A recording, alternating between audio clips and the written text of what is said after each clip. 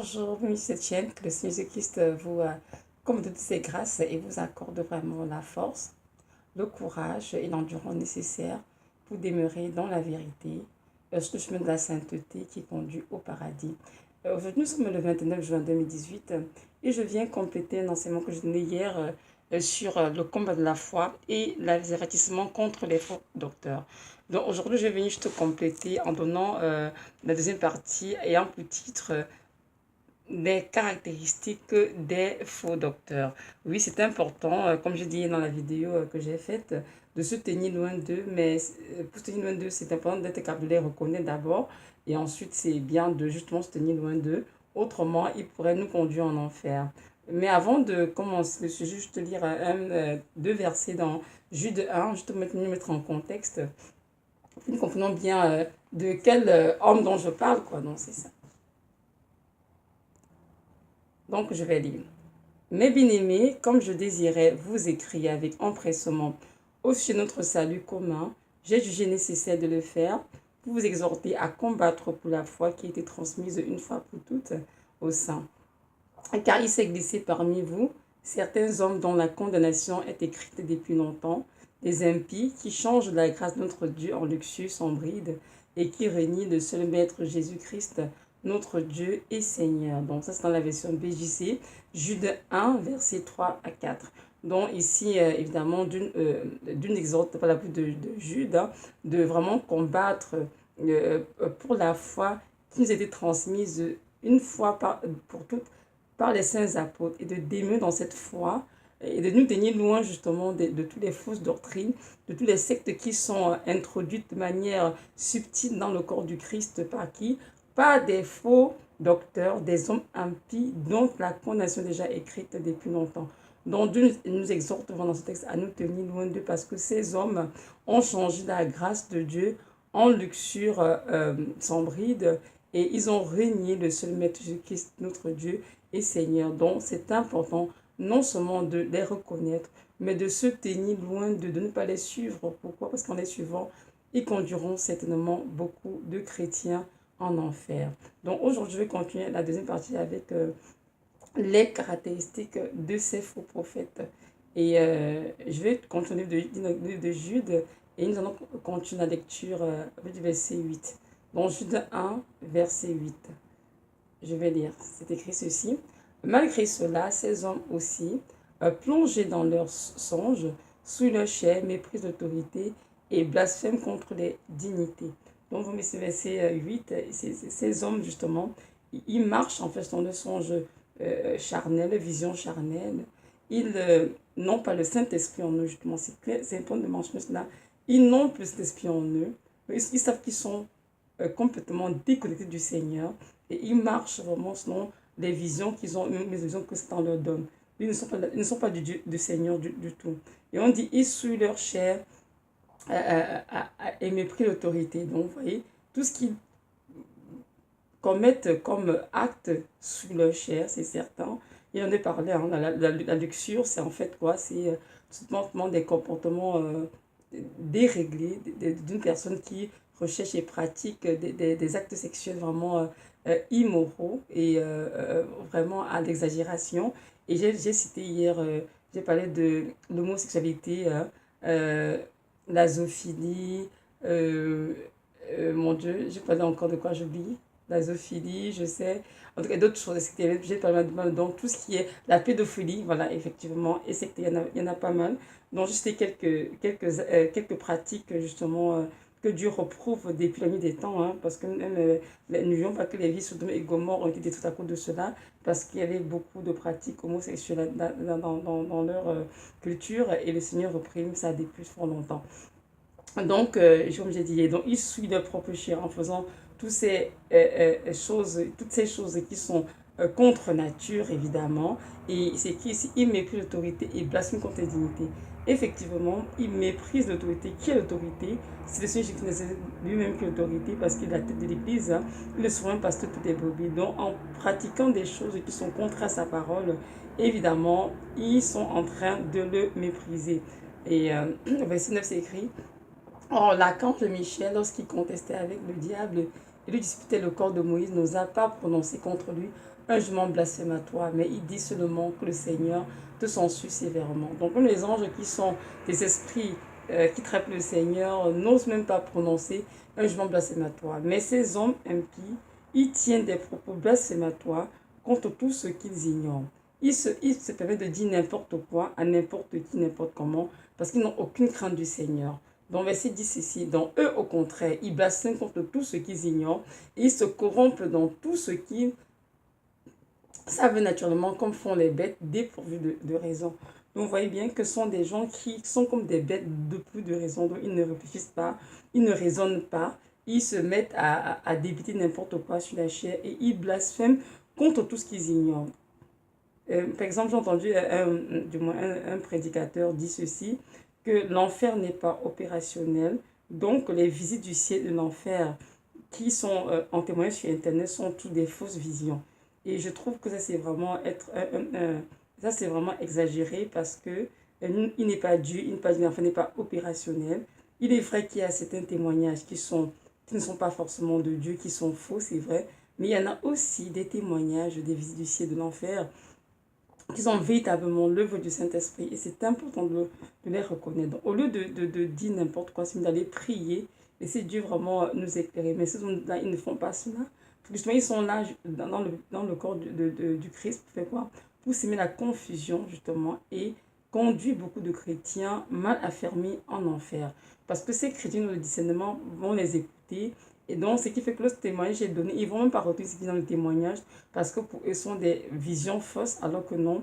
Le Seigneur, depuis plusieurs années d'ailleurs, je dirais, il utilise beaucoup d'hommes, de femmes, des vieux, des jeunes, des enfants, pour les faire visiter le Saint-Enfer, justement, qui viennent donner témoignage pour nous faire sur terre, dans le but de nous aider à mieux nous préparer pour son retour. Et c'est important vraiment de reconnaître cette œuvre qui est faite. Donc, nous ne devons pas tout simplement nous permettre de dire que non, ce n'est pas du ciel, non, ce n'est pas de Dieu. Non, mais ces hommes, lorsqu'ils disent ce genre de choses, ces hommes impies, ils font esprit, ils savent très bien dans leur cœur qu'est-ce qui est du ciel d'enfer, mais ils disent cela dans le but de faire la confusion et de perdre le troupeau du Seigneur. Nous allons continuer dans verset 11 dit ceci. Malheur à eux, car ils ont suivi la voie de Caïn. Ils se sont jetés dans l'égarement de Balaam pour une récompense. Ils ont péri pour une rébellion semblable à celle de Corée. Donc nous voyons bien comme c'est qu'il a dit. On est tout à l'heure au verset 10 que ce sont des bêtes, ils sont comme des bêtes dépourvues de raison. Ils ne réfléchissent pas du tout. Ils font exactement ce qui fait plaisir à leur chair. Ils font exactement ce qui fait plaisir à leur maître qui est qui, Satan, Bélial. Donc, ils ne réfléchissent pas du tout. Ils travaillent vraiment juste pour détruire et semer la confusion dans le but de disperser le troupeau du Seigneur. Aussi, hein, une des caractéristiques est qu'ils suivent des traces des personnages bibliques que le Seigneur a reprouvés. Par exemple, la voix de Caïn. Je vais prendre l'exemple sur Caïn. Donc, bien que Caïn a donné une offrande non agréable au Seigneur qui n'a pas accepté. Ensuite, il était rempli de jalousie. Et lorsque Dieu l'a averti en lui disant, Caïn, le péché est devant ta porte et ses dit se porte vers toi, alors repens-toi. Il n'a pas écouté le Seigneur, il ne s'est pas repenti. Et dans l'excès de jalousie, il a donc tué son frère.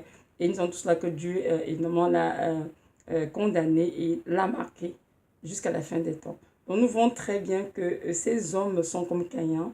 Ils refusent de se repentir, ils refusent de s'humilier, ils ne veulent pas essayer de les corriger, ils ne veulent rien savoir.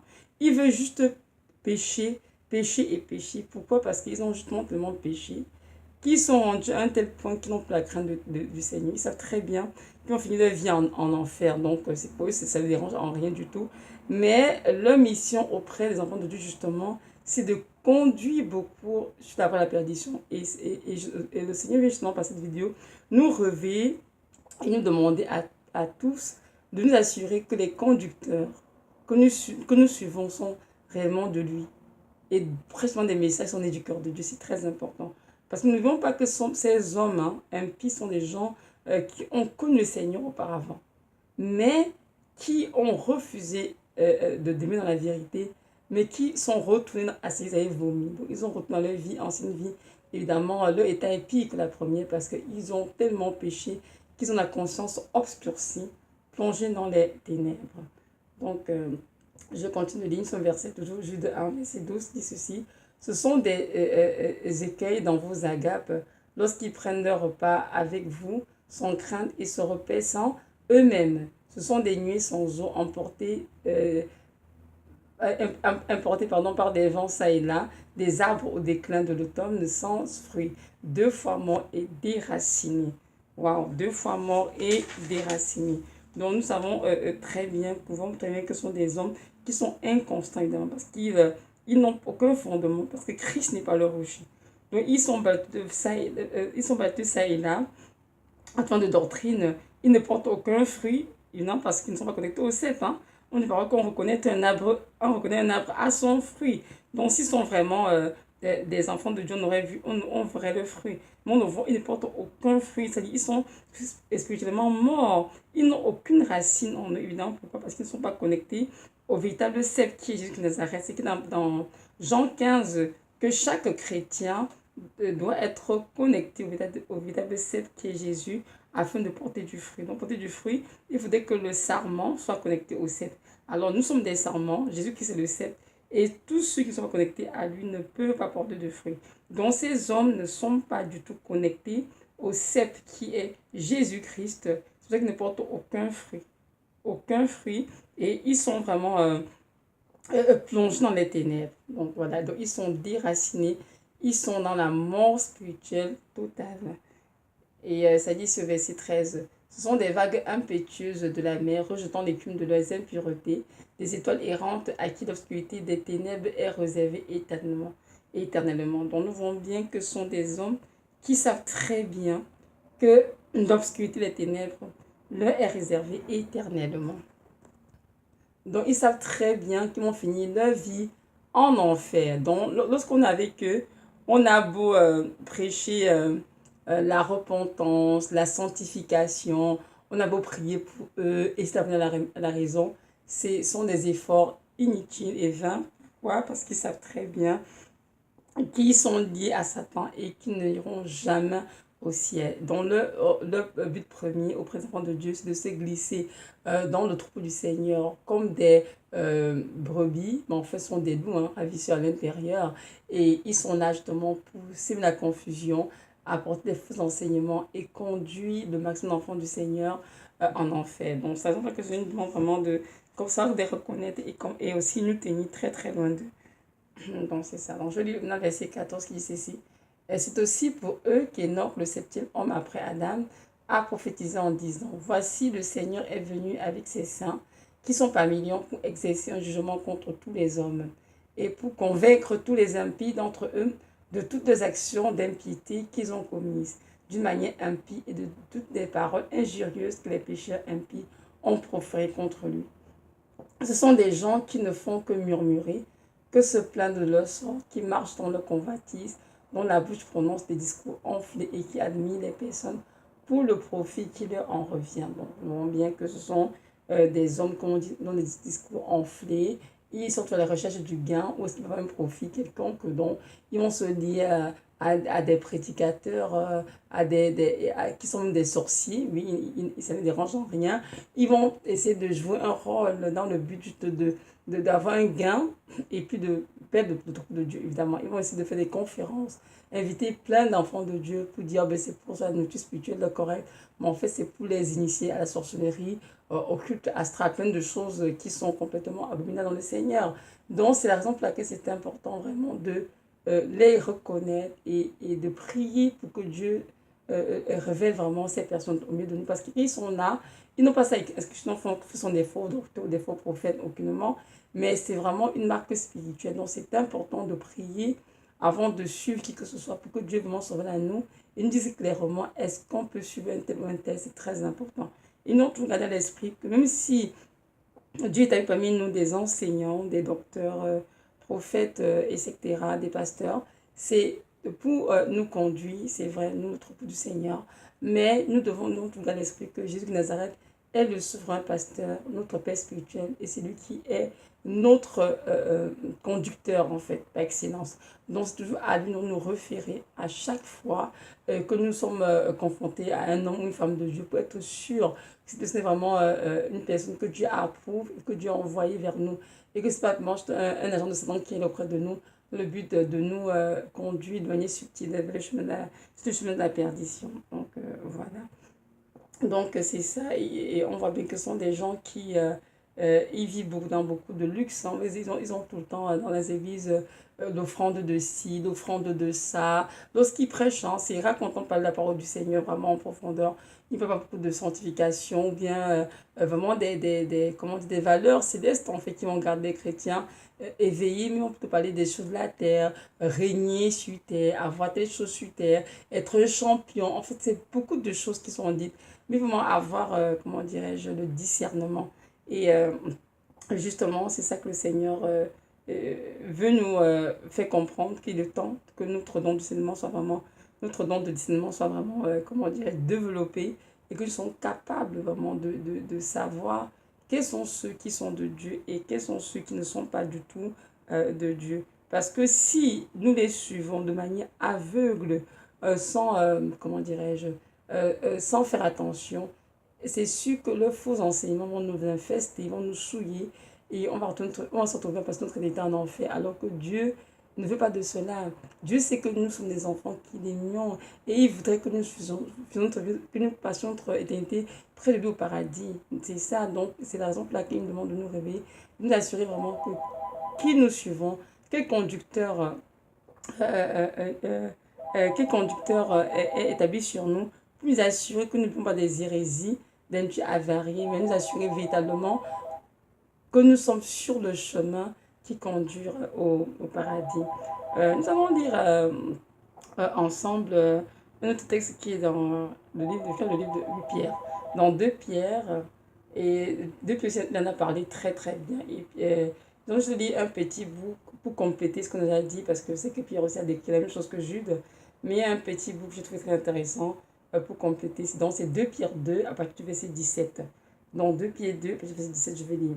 Ce sont des fontaines sans eau, donc par exemple de ces hommes impies justement, des nuits agitées par le tourbillon et des gens à qui l'obscurité des ténèbres est réservée éternellement.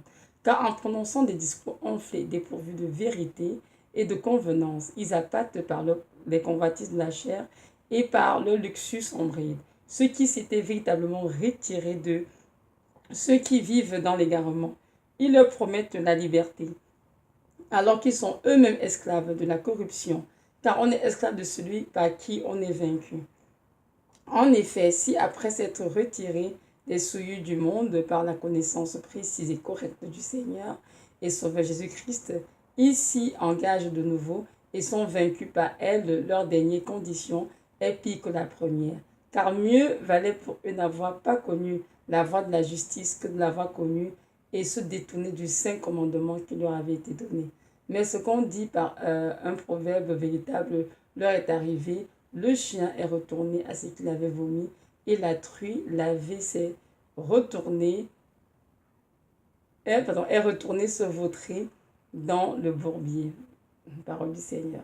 Donc voici que Pierre, dans tout chapitre de 2 Pierre 2, il décrit exactement les mêmes caractéristiques que Jude. Juste à l'essai de rajouter ce bout que je trouve super très intéressant, par du verset 17. Donc ici, Pierre nous dit, verset 17, que ces gens-là, comme on a dit tout à l'heure, ils ont des discours enflés. Et ils savent très bien que l'obscurité ténèbres leur est réservée. Donc c'est pour ça qu'ils ne cherchent pas à se repentir. Ils ne sont pas dans le monde de la correction du tout. Ils sont en train de commettre impiété sur impiété, semer la confusion, la division pour détruire le peuple de Dieu. Et ils présentent également des discours enflés, hein, dépourvus de toute vérité, parce qu'ils marchent dans la vérité. Ils marchent dans le mensonge, justement. Ils savent que le père du mensonge, c'est qui? C'est Satan. Donc, ils marchent vraiment, ils suivent les pas de leur père, qui est Satan, et ils appâtent par les convoitises de la chair, la luxure sombrite encore, oui, et ils viennent vers ceux qui s'étaient véritablement retirés de l'égarement, en fait. Donc, ça veut dire qu'ils viennent, en fait, vers des chrétiens qui avaient déjà donné dos au péché, qui confessaient ces choses, ils avaient reprouvé, avaient vraiment comme arrêté de les pratiquer. Donc, ils reviennent vers eux et parce qu'ils sont mal affermis malheureusement, ils manquent de discernement, ils viennent encore vraiment les souiller avec ces choses à nouveau. Et ça, vraiment, ça satisfait beaucoup le Seigneur. Parce que nous devons savoir que Jésus-Christ est mort à la croix de Golgotha et sa crucifixion ne doit pas être prise à la légère. Il a beaucoup souffert, le Seigneur, pour chaque âme, dans chaque goutte de sang versé. Il pensait à une âme dans son cœur. Et ces âmes qu'il a rachetées au prix de son propre sang, de sa propre vie, lorsque ces âmes sont dans des églises ou dans des communautés chrétiennes et qui, malheureusement, sont en captivité dans les filets des faux docteurs, faux prophètes, faux pasteurs, c'est triste pour le Seigneur parce que ces âmes qui étaient sur le chemin de la vie éternelle se retrouvent même sur la perdition parce qu'ils se sont laissés souiller par des faux enseignements, par des hérésies, par toutes sortes de pratiques abominables. Et effectivement, cela attriste beaucoup le cœur du Seigneur.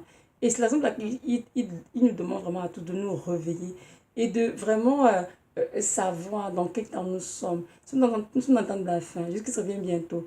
Et c'est important que chacun sache qui je suis, avec qui je marche. C'est très important, puisqu'à la fin, beaucoup seront surpris de se rendre compte qu'ils ont été conduits par des conducteurs aveugles, qui étaient des hommes vraiment impies, dont la connaissance était déjà écrite depuis longtemps. Donc, ici, verset 2, Pierre 2, verset 19 dit ceci, ils leur promettent la liberté, alors qu'ils sont eux-mêmes esclaves de la corruption, car on est esclave de celui par qui on est vaincu, évidemment. Nous voyons bien que ces hommes, ils sont même en captivité par les biens de Satan. Ils servent Satan, ils se souillent par tout ce qui est mauvais et ils viennent promettre la liberté au peuple de Dieu. Donc, nous voyons très bien qu'un aveugle ne peut pas conduire un aveugle, autrement, tu es tombé dans un trou. Donc, eux, ils sont en captivité et ils viennent rendre les autres aussi captifs. Et on dit verset 20, en effet, si après s'être retiré des souillures du monde par la connaissance précise et correcte du Seigneur, Jésus, notre Sauveur, ils s'y engagent de nouveau et sont vaincus par elle, leur dernière condition est pire que la première. Car mieux valait pour eux n'avoir pas connu la voie de la justice que de l'avoir connue et se détourner du Saint commandement qui leur avait été donné.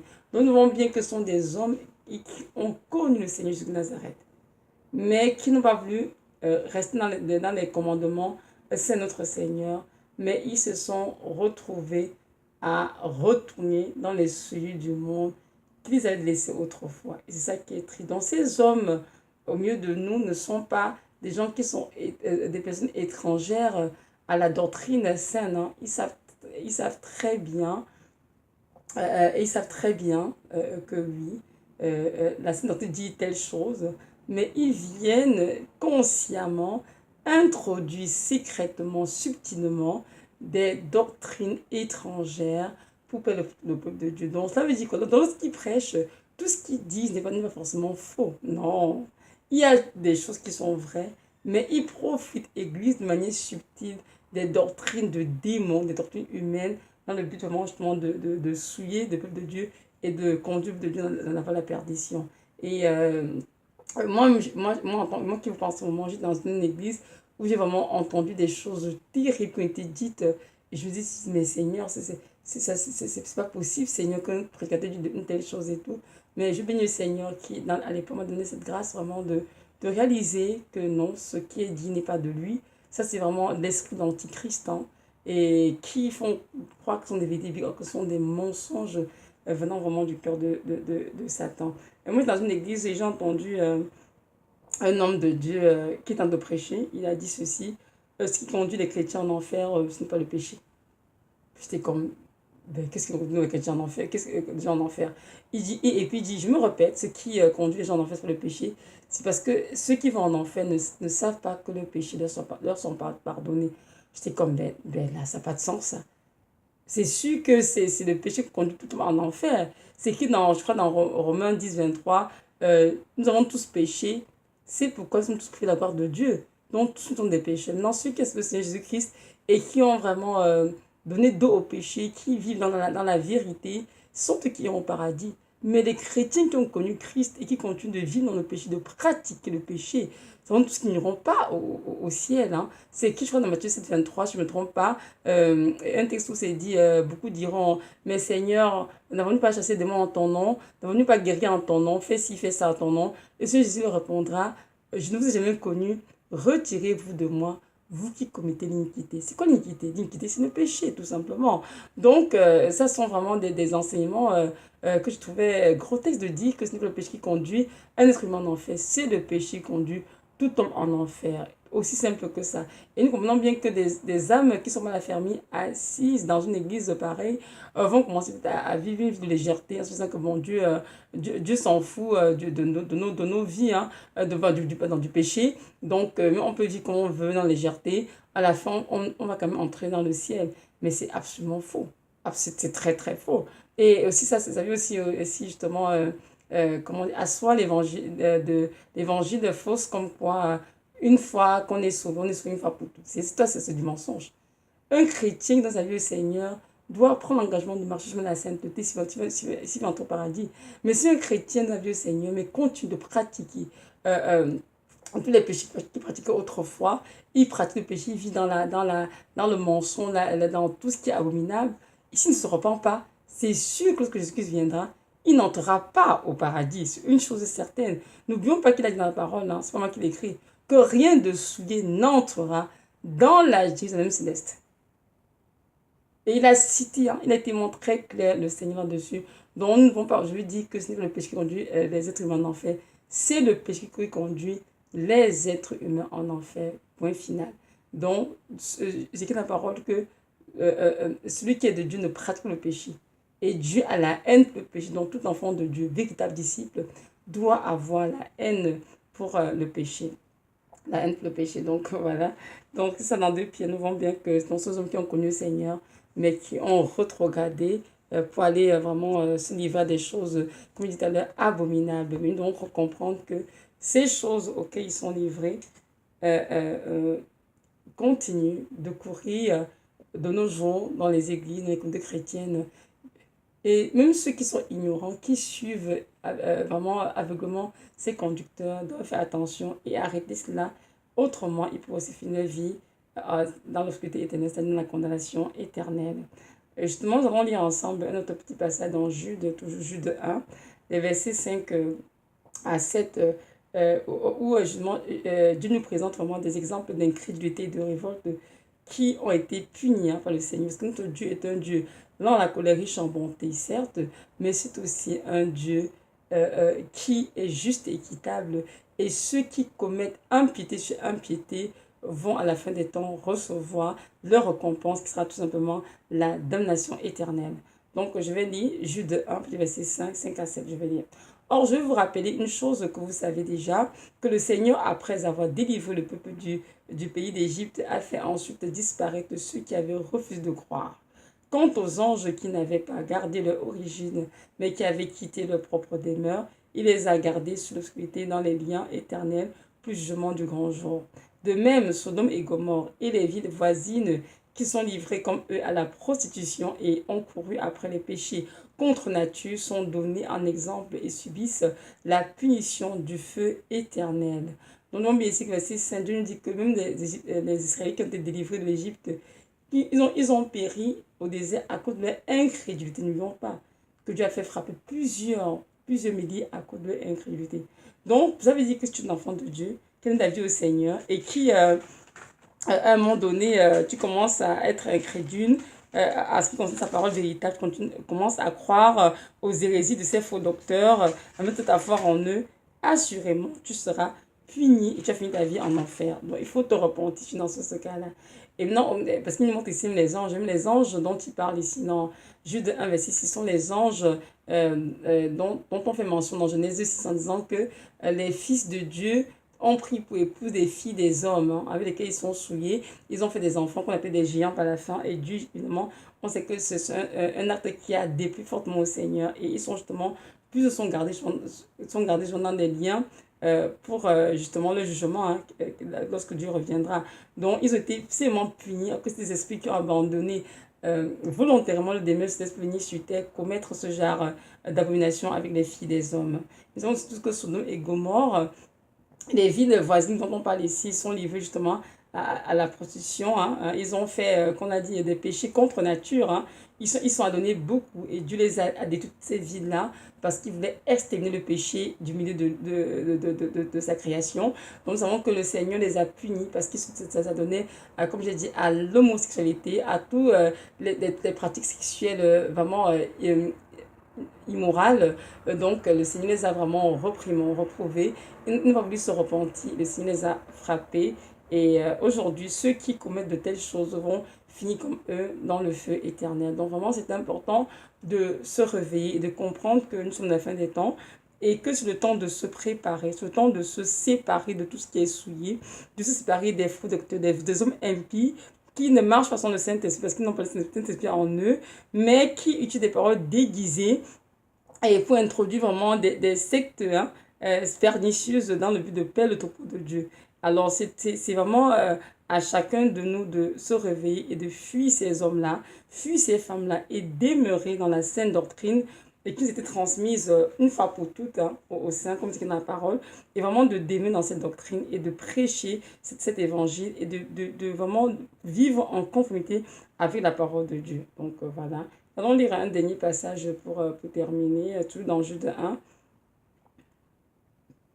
Dans Jude 1, du verset 17, je vais lire. Donc,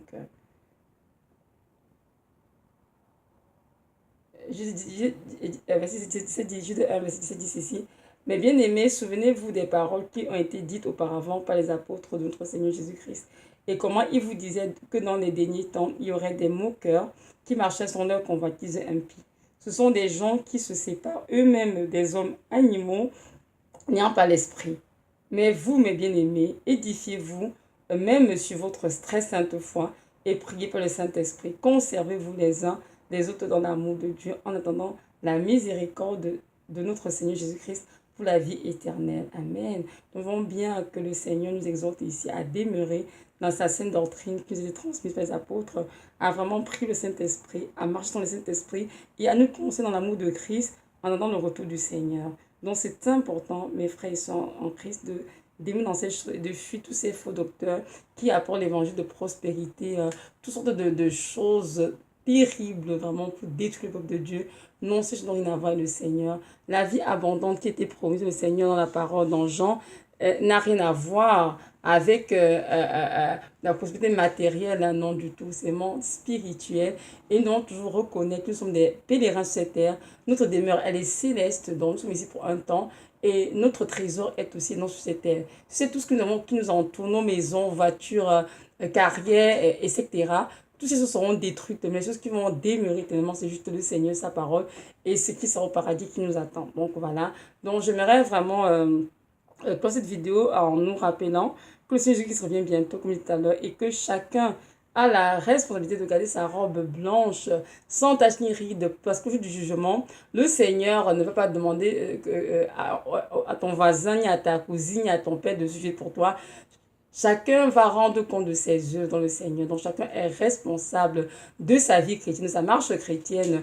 Et le Saint-Esprit est chacun d'entre nous pour nous aider à marcher dans la vérité, à demeurer sur le chemin de la sainteté qui conduit au paradis. Parce qu'il y en a plusieurs qui empruntent le chemin large et spacieux qui conduiront malheureusement plusieurs enfants de Dieu en enfer. Je prie enfants de Dieu. Pourquoi? Parce qu'il y a beaucoup qui ont bien commencé, mais qui ont mal terminé. Pourquoi? Parce qu'en cours de leur marche, ils sont liés à des faux docteurs, des faux prophètes, des faux prophètes, et ils ont reçu une nourriture avariée, des enseignements qui sont des hérésies, des faussetés venant du cœur de Satan. Et effectivement, cela fera des faux chrétiens. À la fin du temps, ils ne seront pas du tout enlevés. Donc voilà, vraiment, merci de m'avoir écouté. Que le Seigneur vous bénisse richement. Il nous accorde à tous vraiment cette grâce de discerner quels sont ceux qui sont des faux parmi nous et de nous tenir vraiment très très loin d'eux et de demeurer nous aussi dans la sanctification. Maintenant, si tu m'écoutes et que je te donne ta vie au Seigneur Jésus de Nazareth, je te dis que je veux que tu saches que ce Dieu est le Dieu qui t'a créé et il t'aime d'amour éternel et conditionnel. Aujourd'hui, il te dit, mon enfant, je veux que que tu m'ouvres ton cœur. Alors, je t'en prie vraiment, ne sois pas incrédule, ne tarde pas. Ouvre ton cœur au Seigneur Jésus de Nazareth et repens de tes péchés et accepte-le comme ton sauveur, ton Seigneur. Je veux que tu saches qui t'aime beaucoup et qui t'a tellement aimé, qui dit moi la croix pour toi, afin que si tu crois en lui, que tu ne périsses point, mais que tu aies la vie éternelle. Donc voilà, c'est ça. Le Seigneur nous aime tendrement. Soyez richement bénis dans le précieux nom du Seigneur Jésus.